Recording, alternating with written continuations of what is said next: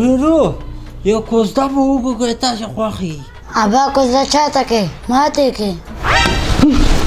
چاته کوم چاته کې وابا ځان ته کوم که نه خدای ته ګوره وابا دوه ښځې دې کړې درېیم هم کې خپې دې په قبر کې دي ولې هم شرمې زړه مې ځوان ده که نه زړه خو مې ځوان ده په زړه کې ښه یم زړه کې بیداره یم ابا شرمول مه کوه خدای قرآن ته ګوره کلار کښېنه تا ته څو ښځه درکوي ولې نه راکوي چې غونډل راته وکړي غریب سړی د ټول ورځ پټیو کې کار کوي هغه ته روپۍ ورکړي هغه راته وکړي که نه ابا نه درته کوو شرمول مه کوه که راته کوئ راته یې وکړئ که یې نه راته کوئ دغه پورې پټی ده دغه 2 جرابه پټی ته پې ورکوم او خپله یې ځان ته کوم که یو ریم کور ودان که کوئ ویې کوئ که نه یې کوئ که کوئ ویې کوئ راته که نه یې کوئ کور ام آباد بچی یم لوی زه خپله دا 2 جرابه پټی دی دا پې ورکوم که تاسې یې راته کوئ ابا دې پټونو نه مه خلاصوه خدای قرآن ته وګوره څه طریقه به درته وکړو ورسې پسې ورسې تس را نسئ دسمیان خامخا سره راوړي چې هر څو روپۍ پې ورکړي ځي ورسې پسې ورسې تس را نسئ ګوره که تس راغلي پې دا کړه به درباندې ټوټې ټوټې کړم ابا مبارک بیا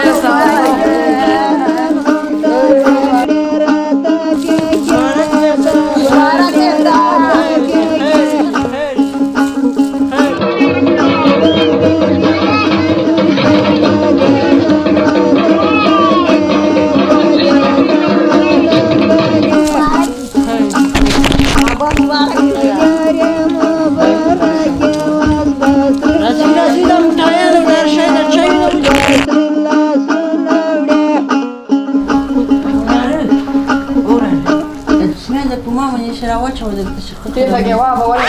نه ما زړه ځوان ده ما زړه ځوان ده خو کوئ راته که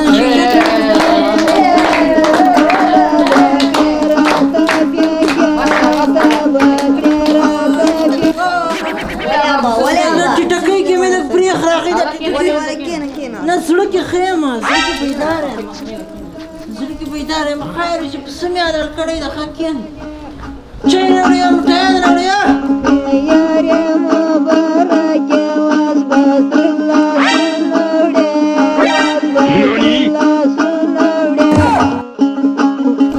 نر رارمی والا نر رارمی السلام علیکم بخیر بخیر وعلیکم حاجی صاحب مبارک شه کوم نصیحت دې خزا وکړه کوم نصیحت دې خزا وکړه مبارک شه جی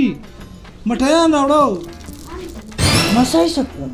ولې جی ځان ته مې ښه درېیمه ښځه مې وکړه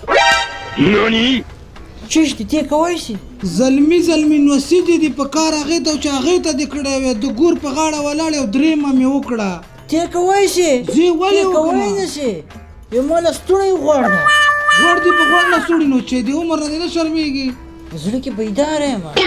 په زړه کې بیداره یم دا وګوره زلمی نصیحت دې کړی چې دې ته نه کوي ځان ته کوي ټوخي سره دې غاښونه غورځېږي دا څوک دې کړې ده چا درکړه د غونډل لور مې کړې ده